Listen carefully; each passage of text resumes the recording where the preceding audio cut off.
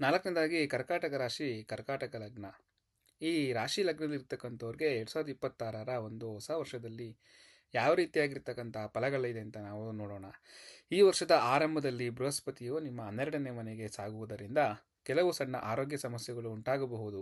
ಗುರು ದೃಷ್ಟಿ ನಿಮ್ಮ 6ನೇ ಮನೆಯ ಮೇಲೆ ಇರೋದ್ರಿಂದ ಮಲಬದ್ಧತೆ ಮತ್ತು ಮೊಣಕಾಲು ಸಂಬಂಧಿತ ಸಮಸ್ಯೆಗಳು ನಿಮಗೆ ಉಲ್ಬಣವಾಗುವಂಥದ್ದು ಆಗ್ತಾ ಹೋಗುತ್ತೆ. ಆದರೆ ಯಾವುದೇ ದೊಡ್ಡ ಕಾಯಿಲೆಗಳು ಬರುವ ಸಾಧ್ಯತೆ ಇಲ್ಲ.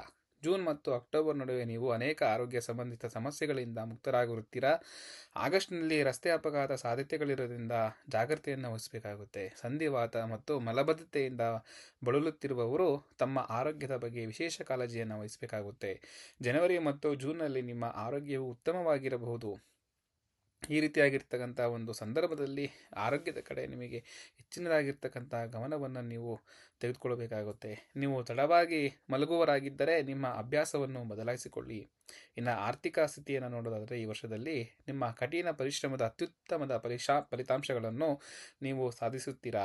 ನೀವು ಲಾಭದಾಯಕ ಆಸ್ತಿ ಒಪ್ಪಂದವನ್ನು ಯಶಸ್ವಿಯಾಗಿ ಮಾತುಕತೆ ನಡೆಸುತ್ತೀರಾ. ನಿಮ್ಮ ವ್ಯವಹಾರಕ್ಕಾಗಿ ನೀವು ಸಾಲವನ್ನು ತೆಗೆದುಕೊಳ್ಳಬೇಕಾಗಬಹುದು.